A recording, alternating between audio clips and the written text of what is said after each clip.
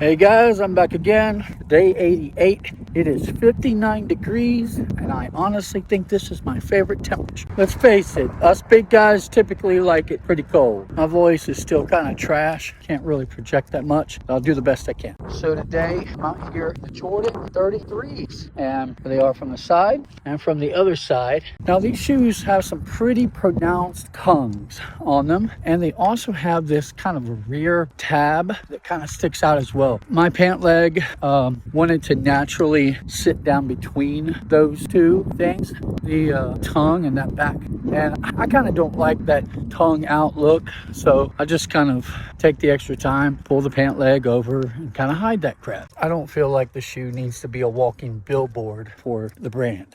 What can I say about these shoes? These things are very interesting. First off, from a style standpoint, with the exception of that protruding tongue, I really like the shoe. The tongue is just kind of annoying, but overall, I really enjoy this kind of setup. This shoe is all about the lockdown. If you are a person that is the most important thing about a shoe to you, I think you're not going to find a better shoe on the market that I have tested, personally have tested, that's going to give you a better sense of containment. And that's coming from a shoe that was released in 2018. The containment is ridiculous. First off, you have this neoprene sleeve. I don't know if I can really call it a full booty because I don't know if it extends all the way into the forefoot and stuff, but you have this, what I assume to be neoprene on, and it's kind of it's kind of tilted towards the inside of your foot. But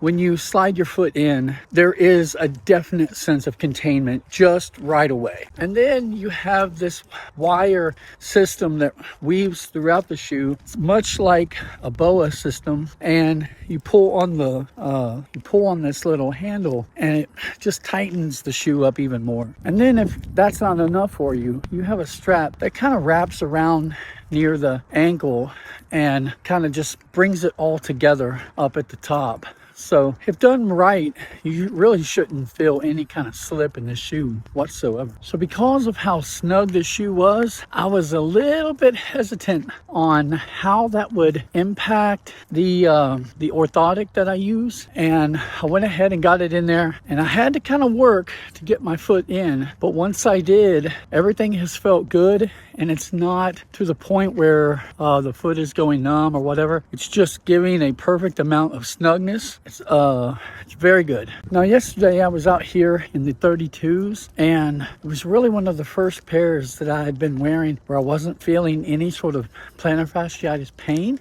And this pair of shoes has surprisingly taken a little bit of a step backwards. I'm not going to say it's like horrible, but it doesn't have the same sense of comfort as the pair yesterday did. The ride is just a little bit stiffer, and I think players that appreciate containment and court feel will really like that in this pair of shoes. Once you're in the shoe, from a casual perspective, these things are really nice. The toe box is very accommodating. The toes are not scrunched at all, and in this day and age, that is very rare to find. The only other thing that I'm noticing that I wasn't a fan of is when I was first putting the shoes on, there were these panels, because it's a high top, these panels that were kind of stiff and cutting into the ankle on both feet. It wasn't pleasant. Once I got my body more upright and out here walking, I'm not noticing it as much or anything. It's not really a big deal. It's just something I've noticed.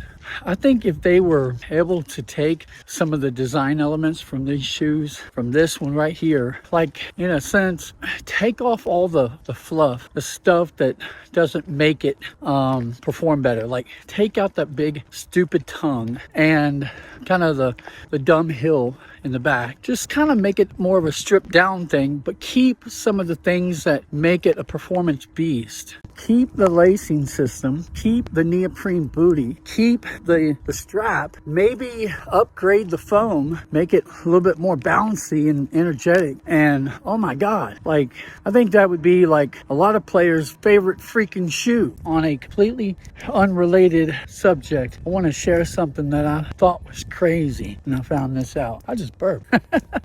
That's what I get for eating before the walk. So I have this friend, and he signed up for a race. So in my mind, a race, a 5K or like a half marathon, a marathon, you know, that's kind of like what I'm thinking in my mind. Maybe a sprint of some type. Nah, he signed up for a 12-hour run. And I'm like, what? And then what blew my mind even more was that there are people who do that for 48 straight hours. And who the heck knows? Maybe even more. And my question to him was, are you serious? Are there people that actually do that? Now, from what I understand, these people can they can run, they can nap, eat, do whatever they need to do, you know, within that window of time. But within that window of time, it's just a matter of who can run the furthest distance from within that window of time. So the dude made a Facebook post while he was on, like, in the middle of this sucker. And at that point, he had already, he'd gotten like 59 miles. And I looked at the distance, the time in which he ran with the miles that he ran. And he was averaging like around 7.3 or something like that miles per hour. Do you understand what you have to do in order to average that kind of speed? I mean, like, if you're like briskly walking, you're getting 3 miles an hour, and then you have to double that pace, which is not easy. And there you have 6, but then you have to really bust it for that 7. So dude's just running full blast, you know, for that length of time. That's freaking insanity to me. So unless I missed something within the calculations and I got the math wrong, that's what he was running. That's absolutely insanity. To take things even a crazier level, the man is 49 years old. I'm sitting here at 46, like walking an hour and sometimes ready to die. He's out there freaking running 8 hours straight, full blast, you know. I guess it's something to work for. So a 45-minute update in on the shoes. I think they honestly feel great.